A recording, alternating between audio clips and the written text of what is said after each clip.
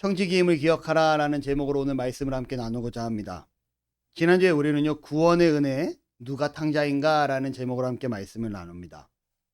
집 나간 아들, 그 둘째 아들만이 탕자였던 것 같았지만 결과적으로 보면 이 첫째 아들도 인과응보를 생각하는, 내가 아버지 앞에 이렇게 수고했으니 아버지도 나한테 이만큼 주어야 됩니다 라는 결과적으로 그러한 자세로 나아갔던 첫째도 탕자였다라고 말씀을 드립니다. 그러면서 말씀 가운데 무엇이 은혜였습니까? 집 나갔던 그 탕자, 모든 것을 잊고 오로지 아버지의 허락하심이 있을 때 그 집에 들어설 수 있었던 그 탕자.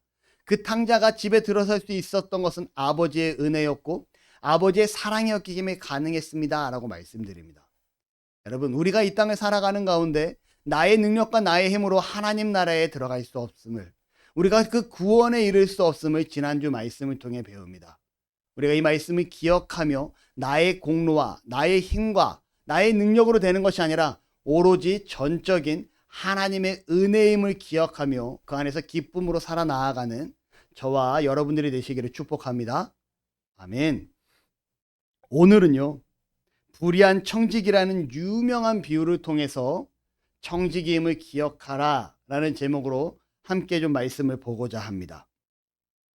여러분, 망각이라는 단어를 들어보셨을 것 같습니다. 망각. 그 단어의 뜻은요, 국어사전에 이렇게 기록합니다.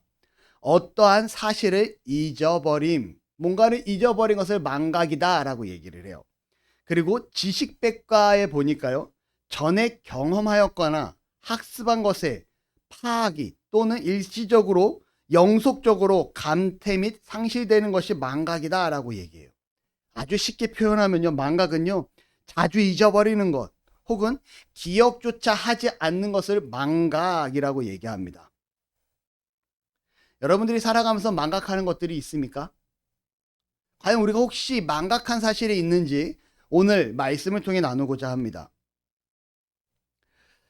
오늘 본문에 보면요, 현실을 망각한 한 청지기에 대한 비유를 볼 수가 있습니다. 배경이 이래요. 어떤 부자에게 한 명의 청지기가 있는데 그 주인의 소유를 맡깁니다. 그런데 이 청지기가요, 그 주인의 소유를 허비하고 낭비한다라는 소문이 들리기 시작을 합니다. 그래서 주인이 이 청지기를 찾아가게 되죠. 이때 이 소식이 이 청지기에게 들리게 되고 그가 생각을 합니다. 주인이 오면 지금 이 상황으로는 내가 쫓겨날 것이 뻔한데 어떻게 해야 하나. 그리고 그는 고민 끝에 주인에게 빚을 지고 있었던 사람들을 부르게 되고요. 그들에게 빚진 자들에게 누구는 50%의 빚을, 누구는 20%의 빚을 줄여서 갚게 합니다. 그리고 시간이 지나서 주인이 와서 보니 주인의 재물을 허비했고 소문이 그렇게 낭비했다라고 들렸던 이 청지기가 이를 지혜롭게 처리한 것을 보고 칭찬을 하는 모습을 보게 됩니다. 이어서 예수님께서는요, 이 청지기의 비유를 가리켜서 이 세대의 아들들이 자기 시대에 있어서는 빛의 아들들보다 더 지혜롭다라고 하시는 말씀을 보게 됩니다. 좀 말씀이 이해가 안 가는 부분이 있습니다. 주인의 빚을 자기 마음대로 줄여줬는데 오히려 예수님께서는 이러한 청지기를 칭찬하고 주인도 잘하였다라고 하는 부분을 좀 볼 수가 있는 거예요. 이 부분에 대해서 좀 더 현실적으로 제가 한번 현대판으로 옮겨서 좀 설명을 하고자 합니다. 서울에서 사업을 열심히 하던 사람이 엄청난 부를 이루게 됩니다. 회사를 엄청나게 키우게 돼요. 그리고 이 사장 대신 자기가 밑에 새로운 사장을 두게 되고 그에게 회사를 맡기게 되죠. 그리고 이 사장은요, 회장이 되어 시골로 내려가 여유로운 노후 생활을 즐기기 시작을 합니다. 서울에서 이 회장의 부르심에 의해 열심히 사업하던 이 젊은 사장이요, 어느 순간부터 이 회장님의 연락이 뜸해지기 시작을 합니다. 이 연락이 뜸해지기 시작을 하자 이 젊은 사업가는요, 열심히 하던 그 사업장을 이제는 회장의 허락도 없이 자신의 마음대로 이 회사를 운영하기 시작을 해요. 자신의 마음대로 자금을 쓰기 시작을 하기요, 자신의 마음대로 투자를 했다 실패를 하기도 하고요, 자신의 마음대로 친구들을 만나 돈을 허비하기도 합니다. 그러던 중에 회장님께 연락이 오죠. 이 젊은 사장이 얼마나 회사를 잘 돌보고 있는지 내가 한번 확인하러 오겠다라는 소식을 접합니다. 영영 연락이 끊겨서 오지 않을 것 같았던 그 회장님이 온다라는 소식을 듣게 되자 그가 고민이 생기기 시작합니다. 지금 이 상황에서는 회사에서 쫓겨날 것이 뻔하고 당연하게 고소도 당할 수 있는 그런 위기의 상황에 놓였다라는 거죠. 이 젊은 사업가는 어떻게 합니까? 한 가지 방안을 생각합니다. 주인에게 돈을 빌렸고 그 회장에게 빚을 갚지 못하고 있는 자들을 기억해낸 거예요. 그리고 그들을 부릅니다. 한 사람을 불러서 그에게 말합니다. 당신이 우리 주인에게 얼마를 빚졌습니까? 1억을 빚졌습니다. 그래요? 그러면 내가 5천만 원으로 깎아줄 테니 빨리 여기다 도장 찍으십시오. 또 다른 사람을 부릅니다. 당신이 빚진 것이 얼마나 했습니까? 10억입니다. 제가 8억으로 줄여줄 테니 갚을 수 있겠습니까? 그러면 갚을 수 있습니다. 그럼 빨리 사인하시게 빨리 오십시오. 여러분, 젊은 사업가가 이렇게 한 이유가 뭘까요? 주인에게 빚진 자, 이 회장에게 빚진 자들을 자기 마음대로 금액을 줄여준 이유가 뭘까요? 많은 설교자들이 이 부분에서 이렇게 분석을 합니다. 이 주인의 재산에 낭비한 이 불의한 청지기가 당장 쫓겨나면 갈 데가 없는데 지금 돈을 빌려준 사람들에게 점수를 미리 따놓으면 그들에게 이 빌려준 돈을 탕감시켜주면 그들이 나이가 고마워서 나중에 내가 주인에게 잘리게 돼도 그들이 나를 부르지 않을까? 그러한 생각에 빚을 줄여주었다라고 얘기를 합니다. 다시 말하면 그가 잘리게 될 위기의 상황에 재취업의 기회를 만들어 놓았다라는 거예요. 그리고 또 다른 계산은 무엇이냐면요. 주인이 못 받을 돈이라 생각했던 그 10억과 그 1억이라는 돈, 내가 못 받을 돈이야 라고 머릿속에 지우고 있었는데 빚을 탕감시켜 줌으로 인해서 어느 정도라도 그 돈을 채권을 회수할 수 있게 해줌에 감사해서 이를 지혜롭게 처리했다라는 판단이 서지 않을까 해서 그가 이렇게 빚진 자들을 불러서 돈을 탕감해 주었다라는 분석을 하기도 합니다. 그런데 여러분, 오늘 이 비유를요, 누가 말씀하고 계신 것인지 우리가 한번 생각을 해봐야 될 것 같습니다. 설교자들이 많은 부분에서 이 탕자가 자신의 미래를 위해서 준비하고 있었다라고 얘기하지만 정말 오늘 이 말씀하시는 예수님의 그 말씀의 의도가 무엇인지 우리는 좀 기억해야 될 것 같아요. 예수님이 하고자 하시는 그 말씀. 누가복음 15장 1절과 3절은요. 바로 이 예수님이 오늘의 비유를 하고 있는 자들에게 주시는 말씀입니다. 누가복음 15장 1절과 3절을 제가 읽어드립니다. 모든 세리와 죄인들이 말씀을 들으러 가까이 나아오니 바리새인과 서기관들이 수군거려 이르되 이 사람이 죄인을 영접하고 음식을 같이 먹는다 하더라. 예수께서 그들에게 비유로 이르시되 라고 하시며 오늘 비유까지 이어지는 거예요. 다시 말씀드리면 예수님이 지금 이 비유의 말씀을 누구에게 하고 계시냐면 세리와 죄인들에게 하고 계시는 말씀입니다. 여러분, 세리와 죄인들은 당시에 어떠한 사람들입니까? 하나님의 은혜가 없이는, 용서가 없이는 살아갈 수 없는, 누구나 봐도 너는 죄인이야 라고 바라보는 자들이었다라는 거예요. 이들은요, 하나님의 은혜가 있을 때야만이 살아갈 수 있는 자들이었습니다. 두 번째로 예수님이 또 누구에게 말씀하고 계십니까? 바리새인과 서기관들에게 얘기하고 있다는 거예요. 당시 바리새인들은요, 기득권자입니다. 서기관들은 종교 지도자들이에요. 그들이 힘과 권력을 가지고 있고요, 재물을 소유하고 있고 당시 그들은 앞선 자들이었다라는 거예요. 자신의 힘으로 얼마든지 권력을 행사할 수 있고요, 자신의 힘으로 얼마든지 낮고 힘든 자를 도울 수 있는 자들이었습니다. 그런데 제가 지금 뭐라 그래요? 자신의 힘으로 라고 말씀드립니다. 오늘 예수님께서요, 계속하는 말씀, 지난주의 말씀, 자신의 힘으로 천국에 들어갈 수 있습니까? 없습니까? 없어요. 지지난주의 말씀, 자신의 힘으로 천국에 들어갈 수 있습니까? 없습니까? 없다라고 말씀드려요. 끊임없이 이어지는 반복되는 말씀입니다. 오늘 말씀도 그 일환 중에 하나라는 거죠. 그러면 지금 예수님이 하시고자 하는 말씀은 무엇이냐면요, 이 불의한 청지기는요, 이제는 스스로 벗어날 수 없는 채무자의 위치에 놓이게 되었다라는 거예요. 주인의 빚을 자신의 마음대로 탕감시켜줍니다. 다시 말하면 이 탕감시켜준 빚은 이제 누가 갚아야 되는 상황입니까? 이 불의한 청지기가 갚아야 되는 거예요. 자기 마음대로 주인에게 빚진 자를요, 마음대로 절반에 깎아줬습니다. 주인이 노발대발하고 네가 그 돈을 챙겨와 라고 하면 이 채무는 누가 갚아야 되냐면 이 청지기가 갚아야 되는 거예요. 반면에 또 80%로 줄여준 빚을 누가 갚아야 되냐면요, 이 청지기가 갚아야 되는 상황입니다.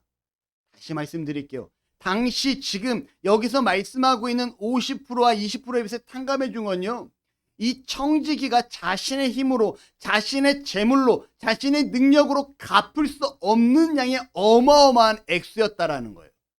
여러분 이해가 되십니까? 지금 우리가 성경에 봤을 때는 밀백석이니다 막 이런 식으로 얘기하지만 이게 결코 작은 양이 아니라는 거죠. 한 개인이 열심히 노력해서 벌 수 있는 수준의 양이 아니었다라는 거예요. 이제는 이 사람은 어떠한 상황에 놓인 겁니까? 주인의 허락함이 없으면 절대적으로 이 빚에 대해서 빚을 해결할 수 없는 지경에 놓이게 되었다라는 겁니다. 불의한 청지기는요, 본인 스스로가 이제는 어떠한 상황으로 내려가냐? 내가 이제는 주인의 용서함이 없이는, 주인의 허락함이 없이는 살아갈 수 없는 저 바닥까지 내려가는 것이야말로 내가 살 수 있는 유일한 길이다라고 판단하고 그가 재물을 깎아주는 모습을 우리는 성경을 통해서 보게 됩니다. 다시 말씀드리지만 우리가 지난주에 채권자와 채무자에 대해서 말씀을 드려요. 채권자는요, 돈을 빌려줘서 받을 권리가 있는 사람이 채권자입니다. 채무자는요, 돈을 빌려서 돈을 갚아야 되는 사람이 채무자예요. 이제 이 불의한 청지기는 어떠한 상황에 놓이게 되냐면요, 본인 스스로가 어마어마한 빚을 갚아야 되는 채무자의 위치에 놓이게 됩니다. 자, 이 최대 채무자가 된, 정말 스스로 해결할 수 없는 채무자가 된 이 불의한 청지기가 살아갈 수 있는 방법은요, 단 한 가지예요. 여러분 무엇입니까? 주인의 용서함이고 주인의 허락함이 있을 때 이 불의한 청지기는요, 살아갈 수 있는 유일한 길을 얻게 됩니다. 만약에 이 주인이 용서하지 않으면요, 이 청지기는요, 바로 구속되거나 잘리거나 그 사회에서 살아갈 수 없는 영구 추방당할 수밖에 없는 위치에 스스로 놓이게 되었다라는 거죠. 이 모습을 보았을 때 여러분, 예수님께서는 뭐라고 말씀하십니까? 지혜롭다라고 말씀하심을 보게 됩니다. 다시 말씀드리면요, 이 청지기는요, 주인이 온다는 소식을 접하게 되고 그 주인이 온다는 소식을 접하게 되자 그때야 비로소 자신의 온전한 신분을 깨닫게 됩니다. 아, 내가 주인이 아니었지, 내가 청지기였지라고 그가 깨닫게 되었다라는 거예요. 우리가 3주 동안 계속해서 말씀 듣지만 아까도 말씀드렸듯이 천국은 나의 힘과 나의 능력으로 가는 것이 아닙니다. 오직 하나님의 은혜만이 있을 때 가능한 것이 천국에 갈 수 있습니다 라고 우리가 말씀을 드려요. 여러분, 오늘 예수님의 말씀에 보면요, 16장 13절에 마지막에 이렇게, 이 비유의 마지막에 이렇게 기록합니다. 집 하인이 두 주인을 섬길 수 없나니 혹 이를 미워하고 저를 사랑하거나 혹 이를 중히 여기고 저를 경히 여길 것임이라. 너희는 하나님과 재물을 겸하여 섬길 수 없느니라. 예수님의 말씀이 결론이 뭐냐면요, 하나님과 재물을 겸해서 섬길 수 없다라고 말씀합니다. 하나님의 은혜로 허락된 것으로 인하여 우리는 그 채무자의 자세에서 하나님을 온전히 섬길 수 있다라는 거예요. 다시 말하면요, 내가 내 능력을 가지고 내 돈을 가지고 세상에서 떵떵거리며 살아가다 보면 결과적으로 하나님의 은혜 가운데 살아갈 수 없다라는 거죠.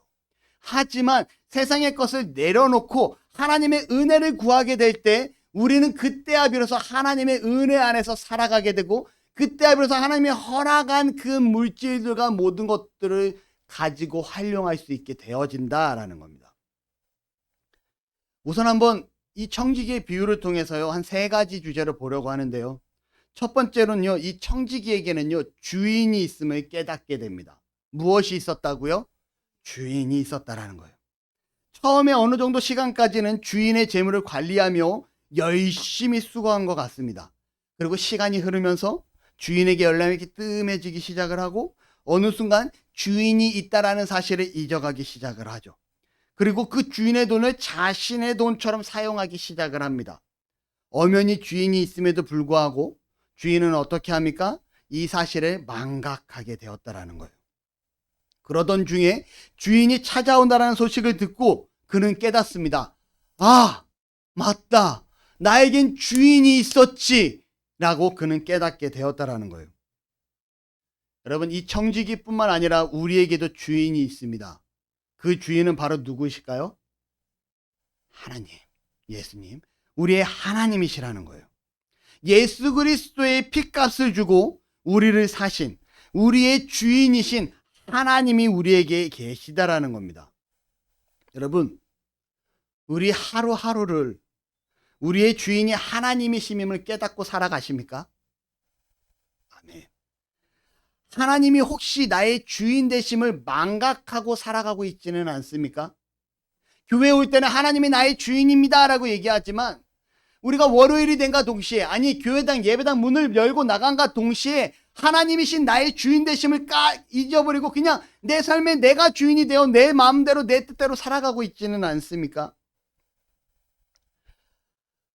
오늘날 교회에서 세상을 바라볼 때 아주 문제가 되는 부분입니다. 인본주의. 인간이 최고예요. 인간 중심으로 모든 것을 생각합니다. 하나님 중심으로 우리가 살아가야 됨에도 불구하고 하나님은 내 머릿속에서 지워버린 채 우리가 인간 중심적으로 살아가고 있는 경우가 너무나 많다라는 거죠. 얼마 전에 우리 수유일동에 있는 빨래골에 있는 교회 자리에 하나의 소포가 옵니다. 그 소포를 보고 그 안에 책이 들어있는 것을 보고 그 책을 보자마자 제가 쓰레기통에다 넣어버리죠. 같이 있던 친구가 아니 책 주문한 거 아니야? 2단이야. 그리고 제가 넣어버립니다. 그러고 나서 교회에 왔는데 우리 지금 교회의 우편함에 또 하나의 소포가 와 있습니다. 그 소포를 열어보니 동일한 책이 들어있는 거예요. 제목이 이겁니다. 사람이 하나님이 되는 복음이 영원하고 완전한 신학이다. 사람이 하나님이 될 수 있습니까? 절대로 있어서는 안 되는 일이고 그런 일이 있을 수도 없다라는 거죠. 그런데 그러한 불경건한 제목의 책이 저희 교회에 오게 됩니다. 저자를 보죠. 우리 교단에서 10년 전에 이단으로 정죄한 사람입니다. 그래서 제가 그 책을 보자마자 또 여전히 어떻게 했을까요? 쓰레기통에 넣어버리게 되죠. 자, 여러분 사람은요 하나님이 될 수 없습니다. 결코 그럴 수 없다라는 거죠. 그런데 여러분 그 이틀 전에 또 우리 교회에 우리 교회에 왜 이렇게 관심이 많은지 모르겠습니다. 좀 지역 주민들이 관심을 가져서 막 왔으면 좋겠는데 자꾸 이상한 데서 관심을 갖습니다. 누가 저한테 편지를 써서 우리 교회 앞에 딱 붙여놔요. 그리고 그 편지를 딱 뺏어 딱 보는 순간 이번에는 신천지입니다. 그리고 그 내용이 막 이렇게 편지를 썼는데 여전히 제가 또 쓰레기통에 넣어버리게 되죠. 여러분 신천지가 왜 이단이라고 우리가 얘기합니까? 우리 개혁교회에서 신천지는 이단이다라고 얘기해요. 지금 신천지 교주인 이만희 씨는 구속되어 있습니다. 여러분 그가 지금 무엇을 선동했다 이러저러한 선거법을 위반했다 무슨 잘못을 했다 해서 그는 구속되었는데 우리는 그를 이단이라고 한 이유가 있어요. 왜 이단이라 합니까? 이만희 씨가 보혜사 성령 하나님을 대변한다 대신한다 하며 그를 성령 하나님의 위치까지 승격시켜 버립니다. 여러분 사람이 신이 될 수 있습니까? 사람은요 하나님이 될 수 없어요. 성부 하나님, 성자 하나님, 성령 하나님 어느 누구도 인간이 될 수 없는 존재입니다. 하나님은 하나님으로 존재하는 분이세요. 사람이 그 자리에 오를 수 없다라는 거죠. 그런데 이 이만희 씨를 보혜사 성령님의 자리까지 높여버립니다. 그러니 우리는 그 신천지를 가르쳐서 이단이다라고 얘기하죠. 여러분 그리스도인 된 저와 여러분들의 최고의 위치에 놓여야 될 분은 누구시냐면 바로 하나님이 그 자리에 있어야 될 줄로 믿습니다. 아멘. 내가 그 자리에 서는 것이 아니라 내가 좋아하는 것들을 그 내 인생의 최고의 위치에 놓는 것이 아니라 우리를 구원하신 그 하나님께서 내 인생 내 삶의 최고의 자리에 놓여져 있어야 될 분이심을 여러분 기억하셔야 된다는 거예요. 아멘 하신 분들의 삶이 오직 하나님만이 주인 되시고 하나님만이 최고의 위치에 놓여 있기를 축복합니다. 죄송해요. 우리가 지금 아멘 했는데요. 하나님만이 나의 주인 되십니다. 하나님의 내 인생의 최고의 위치에 놓여지십니다. 라고 고백한 우리가 정말 하나님의 영광이 아닌 나의 가치를 위해서, 나의 높아짐을 위해서, 나의 만족을 위하여 좀 살고 있지는 않습니까? 나 때문에 그렇게 좀 노력하며 살고 있지는 않습니까? 한번 돌아보기를 바랍니다. 실천적 무신론이라고 있어요. 끄덕였어. 뭔지 알아요? 무슨 뜻이죠? 좋습니다. 이해했어요. 감사해요. 10달란트 드립니다. 의진이 10달란트. 여러분, 실천적 무신론 무엇입니까? 무신론자들은요, 하나님은 계시지 않다라고 얘기하는 게 무신론자들입니다. 그런데 실천적 무신론은요, 하나님은 계시지만 삶 자체는 하나님을 떠난 자들을 가리켜서 실천적 무신론이다라고 얘기해요. 혹시 우리 중에는 실천적 무신론자가 있지 않을까요? 한번 스스로 점검해 보시기 바랍니다. 말씀을 한번 띄워주세요. 디도서 1장 16절입니다. 우리가 한번 함께 읽습니다. 시작. 저희가 하나님을 시인하나 행위로는 부인하니 가증한 자요 복종치 아니하는 자요 모든 선한 일을 버리는 자니라. 여러분, 바울이 디도서에 지금 기록한 게 뭐냐면요, 너희가 하나님 시인하잖아, 하나님 살아계시다라고 고백하잖아. 그런데 왜 삶으로는 전혀 드러내지 않아? 왜 하나님의 말씀에 순종하지 않아? 왜 하나님이 기뻐하시는 선한 일을 행하지 않아? 라고 지금 바울이 얘기하고 있는 부분이에요.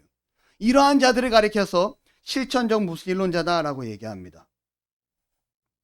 그럼에도 불구하고 여러분, 우리가 기억해야 될 것은 무엇이냐면 실천적 무신론자이든 그냥 무신론자이든 열심히 신앙생활을 하는 자이든 그들에겐 누가 계시냐? 우리에게 찾아오실 하나님이 계시다라는, 우리의 주인 되신 하나님이 계시다라는 사실을 여러분 기억하시기 바랍니다. 다시 말하면요, 이 불의한 청지기에게 그 주인이 찾아와 네가 잘하였는지 잘못했는지 내가 평가하겠노라 하신 그 시간이 이 땅을 살아가는 우리 모두에게도 주어지는 미래의 시간이 있다라는 거예요. 그러니 우리는 어떠한 자세로 살아가야 됩니까? 내게 주인 되신 하나님이 계시다라는 자세로 이 땅을 살아가야 될 줄로 믿습니다. 두 번째로는요, 이 불의한 청지기가 자신이 청지기임을 기억했다라는 겁니다. 기억했다라는 건 뭐예요? 한때는 내가 청지기임을 망각하며 살아왔다라는 거예요. 내 머릿속에 내가 청지기가 아니라 내가 주인이었고 내가 최고의 자리에 있는 자였어라고 그가 살아왔다라는 거죠. 그러던 그에게 주인이 온다라는 사실을 알게 되고 그가 맞아, 내가 청지기였지라고 그가 깨닫는 사건이 나타나게 됩니다. 우리가 교회에서 신앙생활을 하고 그 말씀을 듣다 보면 우리가 하나님의 말씀에 들은가 동시에 내가 그렇게 살아야지라고 때로는 다짐을 하고, 때로는 내가 왜 그렇게 살지 못할까라고 생각을 하기도 하고, 때로는 그래 내가 이 부분만큼은 하나님 앞에 충성하고 있는 것 같아 하고 감사할 것 같습니다. 여러분, 그런데요, 반면으론 내 시간에 내가 시간을 투자해서 신앙생활을 하는데 내 돈이잖아, 내 지식이잖아, 내가 노력해서 얻은 내 소산물이잖아, 내 시간, 내 돈, 내 지식, 내 모든 것, 이런 생각이 들지는 않습니까? 이런 생각이 든다라면 혹여나 조금이라도 내 안에 일말의 양심이라도 이런 생각이 조금이라도 드러나고 있다라면요, 하나님의 주인 되심을 잊어버리고 자신이 청지기임을 망각한 자라는 사실을 여러분이 알아야 됩니다. 우리는요, 하나님께서 하나님의 영광을 위하여 창조한 하나님의 피조물이라는 거예요. 제가 얼마 전에 세탁소에서 한 분을 만나서 얘기했다 했죠. 목사님, 교회 가면 복 받는다면서요. 복 받죠? 교회 가면 복 받지 않습니다. 아니, 교회 가면 복 받지 않는데 교회를 왜 갑니까? 교회는 하나님을 예배하기 위해서 갑니다. 그러니까 하나님을 예배하면 복 받는 거 아니에요? 아니요. 우리가 하나님을 예배하도록 창조된 자들이기 때문에 하나님을 예배해야 되는 거예요. 그렇기 때문에 우리는 교회를 가는 거고, 그렇기 때문에 우리는 하나님께 영광 돌리는 겁니다. 이게 교회입니다 라는 말씀을 드렸다라고 지난번에 한번 설교를 합니다. 여러분, 우리는 하나님의 피조물이에요. 피조물들, 우리는 하나님께 영광 돌려야 됩니다. 이 백성은 내가 나를 위하여 지었나니 나의 찬송을 부르게 하려 함이니라. 내가 창조된 목적이 하나님께 영광 돌리기 위해서, 하나님을 찬양하기 위해서 창조되었다고요. 그런 피조물된 우리가 망각하였다라면, 내가 주인으로 살고 있었다라면, 이제는요 여러분, 내가 청지기임을 기억하는 은혜가 있기를 바랍니다. 하나님께서는요 우리에게 생명을 허락하여 주셨고요, 돈을 허락하여 주셨고요, 시간과 건강과 인맥과 가족과 내 삶의 모든 전반적인 것들을 허락해 주셨다라는 거예요. 이러한 자세, 주께서 나에게 허락해 주셨어라는 자세가 청지기로 살아가는 자세입니다. 누가복음 12장의 비유의 말씀에 보면 한 부자의 비유가 나옵니다. 이 부자가 농사를 열심히 졌는지 운이 좋았는지 아주 큰 풍년을 맞이해요. 그리고 이 수확기의 이 대풍년의 수확물을 걷어들이자니 창고가 부족할 것 같아서 창고를 더 크게 짓습니다. 확장 공사를 하죠. 결국 그의 계산대로 예상대로 풍년을 이루게 되고요, 그 창고에 이 모든 곡식을 쟁여놓습니다. 얼마나 뿌듯했는지 누가복음 12장 19절. 또 내가 내 영혼에게 이르되 영혼아 여러 해 동안 물건을 많이 쌓아두었으니 편안히 쉬고 먹고 마시고 즐거워하자 하리라 하되. 여러분, 부자가 얼마나 뿌듯합니까? 본인이 노력과 수고했더니 자신의 재산이 이렇게 늘어납니다. 정말 그걸 바라보는 것만으로도 뿌듯하고요, 그걸 누리는 것만으로도 너무너무 행복한 거예요. 그런데 바로 다음 말씀에 하나님께서 뭐라고 이러십니까? 하나님이 이르시되 어리석은 자여, 오늘 밤에 내 영혼을 도로 찾으리니 그러면 내 예비한 것이 네 것이 되겠느냐 하셨느니. 하나님이 뭐라 말씀하시는 겁니까? 이야, 내가 그동안 열심히 수고하고 노력해서 이만큼의 부를 누렸어, 이야 좋다 하고 이제 잘 써보자 라고 느끼는 가운데 그날 밤에 하나님께서 그의 생명을 거두어 가십니다. 의미가 있습니까? 없습니까? 이 재물이 무엇입니까? 아무런 의미가 없잖아요. 내가 아무리 잘했다 해도, 내가 아무리 능력 있다 해도 하나님께서 생명을 거두어 가시면 더 이상 그것은 관리할 수 없는, 내게 의미 없는 물질이 되어버리고 맙니다. 다시 말하면요, 나에게 주어진 모든 것들이, 다시 말씀드립니다, 내게 주어진 아주 자그마한 것 하나라 할지라도 하나님께서 우리에게 허락한 청지기의 은혜라는 사실을 기억하시기를 바랍니다. 아멘. 청지기임을 망각하지 아니하기를 바라요. 마지막으로요, 이 청지기는요 자신의 실패를 기억했습니다. 무엇을 기억했다고요? 실패를 기억합니다. 그는 정말 자신이 소유할 수 없는 자산을 소유한 것처럼 그 자산을 관리하게 됩니다. 이 청지기는요 주인의 돈을 가지고 허비도 하고요, 친구들과 먹고 마시는 데 사용하기도 하고요, 자신의 의복과 식단과 그 삶의 수준을 높이는 데 사용하기도 하고요, 때로는 잘못된 투자로 인하여 엄청난 손실을 보기도 했을 겁니다. 그런데 그 청지기는요 주인이 온다라는 소식을 듣자 자신의 지나간 삶이 잘못됐고 실패한 삶임을 깨닫게 되었다라는 거예요. 이 자산이 누구 겁니까? 주인의 겁니다. 청지기가 허비한 그 모든 것, 잘못 활용한 이 모든 것들이 다 주인의 것이었다라는 거예요. 그리고 그는 주인이 온다라는 소식에 내가 잘못함을, 실패했음을 깨달았다라는 거죠. 그리고 실패함을 깨달은 이 청지기는 무엇을 합니까? 결단을 합니다. 이 실패 안에 머물러 있고자 그가 도망치고자 하지 않아요. 그가 잘못한 이 실패를요 겸허하게 받아들이고 이 실패를 이겨나갈 수 있는 계획을 세우기 시작을 합니다. 그는 어떠한 계획을 세웁니까? 어차피 실패한 인생, 이제는 주인의 은혜 없이는 살아갈 수 없는, 오직 주인의 은혜만이, 오직 주인의 용서만이 살아갈 수 있는 그 길까지 내가 내려가 보자라고 계획을 세웁니다. 그리고 그가 무엇을 합니까? 자신을 최대의 채무자로 만들어버리는 거예요. 빚진 자들을 불러와서 그 빚을 자신에게 전가시킵니다. 50%를 탕감시켜주고 20%를 탕감시켜주고 그 평생에 아무리 열심히 해도 갚을 수 없는 그 돈을 그가 탕감시켜주고 그 채무를 자신이 떠안게 돼요. 이제는 본인이 노력해도 그 돈을 갚을 수 있습니까? 없습니까? 없습니다. 본인이 아무리 열심히 해도 이제 갚을 수 없는 어마어마한 금액의 빚을 지은 채무자가 되어버렸다는 거예요. 그리고 그는 주인의 용서를 기다리는, 주인이 어떠한 판결을 내릴지 그 은혜를 내려주기를 기다리는 자세로 주인 앞에 나아가게 됩니다. 우리도 마찬가지입니다. 나의 자랑과 잘못을 떠나서, 지난날의 우리의 실패함을 떠나서 우리는요, 하나님 앞에 최대의 채무자가 되어야 된다는 거예요. 내가 열심히 노력하며 살아옵니다. 내가 열심히 해서 집도 좀 샀고요. 내가 열심히 해서 자산도 축적했고요. 내가 열심히 해서 높은 위치에 이르렀고요. 내가 열심히 해서 공부 좀 하는 아이가 되었어요. 그런데 여러분, 이제는 내가 열심히 해서가 아니라 하나님의 은혜가 있을 때야만이 이러한 모든 것들을 누릴 수 있고, 하나님의 은혜가 있을 때야만이 이 모든 것들이 내 삶에 의미가 있음을 깨달아야 되는 거예요. 내가 내 주인에서 살아왔다라면 이건 실패한 인생입니다. 이제는 돌이켜서 무엇입니까? 하나님 앞에 아무것도 없는 자로 최대의 채무자가 돼서 하나님이 저를 붙잡아 주시지 아니하시면, 하나님이 제 삶을 인도하여 주시지 아니하시면, 하나님이 내게 은혜를 베풀어 주시지 아니하시면 나는 아무것도 할 수 없는 자입니다라는 자세로 하나님 앞에 다시금 나아와야 된다는 거예요. 지난날에 나의 잘못된 생각과 나의 잘못된 판단으로 인한 그 실패를 기억하고 이제는 하나님 앞에 모든 것을 내려놓은 채로 하나님의 은혜만 구하는 자세가 있기를 바랍니다. 여러분, 그러할 때요, 하나님은요, 우리를 기뻐하시게 되고 그 하나님께서 그 지식을, 그 재물을, 그 권력을 하나님 안에서 사용할 수 있도록 복을 허락해 주시게 되는 걸 줄로 믿습니다.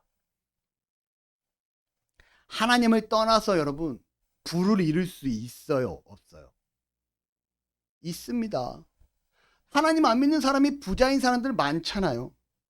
하나님 안 믿는데 건강한 사람들 많습니다. 하나님 안 믿는데 권력을 가진 사람 많고요. 하나님 안 믿는데 누구나 부러워하는 그러한 삶을 사는 사람들 이 땅에 정말 많이 있어요. 그런데 우리가 기억해야 될 사건은 앞에서 말씀드린 그 부자를 기억해 보자고요. 그는 어떠했습니까? 하나님께서 그 생명을 취하는 그 순간 의미 없는 삶이 되어집니다. 우리가 나사로와 부자의 비유를 기억하시죠? 나사로는요, 세상에서 바라봤을 때 보잘것없고 버려져 던져진 인생을 살았습니다. 하지만 나사로가 있던 그곳에 하나님의 도우심이 있었고 하나님의 복음이 있었고 하나님의 은혜가 있는 자리였다라는 거예요. 반면에 그 대문 안에 있는 부자는요, 날마다 연애를 베풀고 남들이 부러워하는 삶으로 기쁨과 향락과 만족 가운데 살아왔지만 그는 어느 순간 죽게 되고요. 그는 지옥불에 떨어지게 되고 나사로는 낙원에서 아브라함 품에 안기는 장면이 성경에 기록됩니다. 무엇입니까? 세상에서 부를 갖추고 남들이 부러워하는 삶을 살 수는 있지만 하나님을 믿지 아니하고 구원의 자리로 나오지 아니한 자는 그 삶이 결과적으로 실패한 삶이라는 거예요. 실패한 삶의 결말은 무엇입니까? 지옥불에 떨어질 수밖에 없다라는 거죠. 우리가 오직 천국에 갈 수 있는 유일한 길은 하나님 앞에 나는 아무것도 한 것이 없습니다. 오직 예수 그리스도의 은혜만이 우리가 천국에 갈 수 있습니다라는 그 고백. 내가 드러나는 것이 아니라 온전히 하나님의 허락하심만이 드러나게 될 때 우리는 천국을 소망하게 되고요. 그러할 때 주어진 삶이 우리에게 더욱더 청지기로서 누릴 수 있는 복된 삶이 되어지게 됩니다.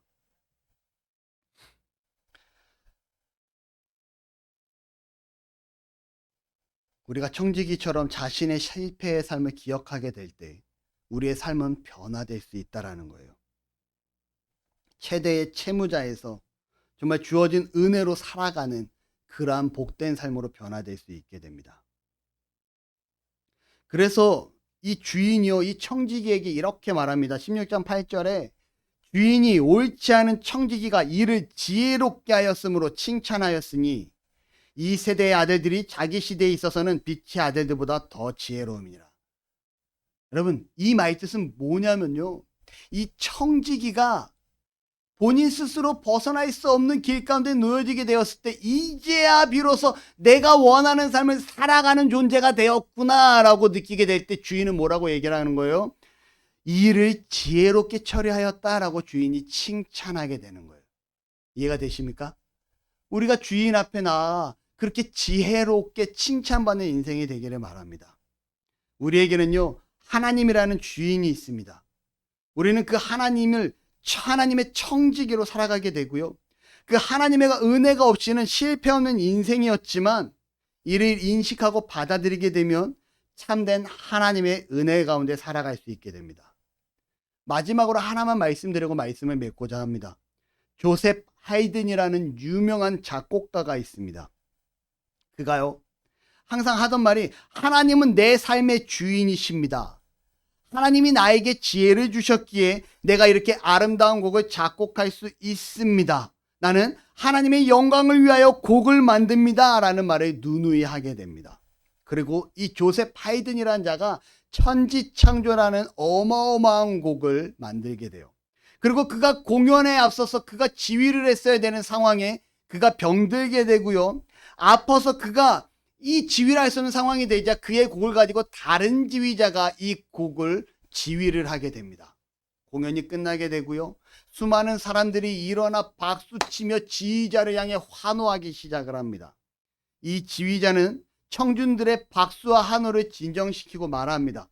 이 곡을 작곡한 분은 제가 아니라 조셉 하이든입니다. 그에게 영광 돌리십시오. 그러자 사람들이 저 관중석의 한편에 앉아있는 조셉 하이든을 향해서 박수와 갈채를 보내기 시작합니다. 역시 당신은 훌륭한 작곡가입니다. 그러자 이 조셉 하이든이 그들을 진정시키고 만류하고 다시 얘기합니다.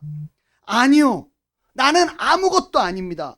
그분이 모든 것입니다. 이 모든 것은 하늘로부터 온 것입니다. 주님께서 나에게 이러한 것을 만들 수 있도록 허락해 주신 것입니다. 그분께 영광 돌리십시오. 그 안에 있는 모든 사람들이 하늘을 향해 하나님을 향해 박수치며 환호하게 됩니다. 여러분, 우리는 하나님의 사람입니다. 하나님의 청지기임을 망각하지 않기를 바랍니다. 그러한 삶을 살아 나아가는 저와 여러분이 될 때 저와 여러분은 하나님의 사람으로서 하나님의 허락한 은혜 가운데 머무는 그러한 복된 삶을 살아가게 될 줄로 믿습니다. 그러한 삶을 살아가는 저와 여러분이 되시기를 축복하고 축원합니다. 사랑의 하나님 감사합니다. 우리를 사랑하시고 말씀을 듣고 깨닫게 하시는 은혜와 사랑이 있게 하시니 감사드립니다. 하나님, 정말 우리가 청지기임을 알게 하시고 나에게 허락된 이 모든 것들이 나의 수고와 노력이 아닌 하나님께서 허락하신 은혜임을 기억하며 하루하루 기뻐하며 감사하며 하나님께 영광 돌리며 살아가는 우리 나눔의 성도들 되어지도록 주께서 인도하시고 함께하여 주옵소서. 이제는 우리 주 예수 그리스도의 은혜와 하나님 아버지의 놀라우신 사랑하심과 성령 하나님의 함께하심이 말씀을 듣고 청지기로서 살아가기를 다짐하는 나눔의 성도들 머리 위에 지금으로부터 영원토록 함께 있을지어다.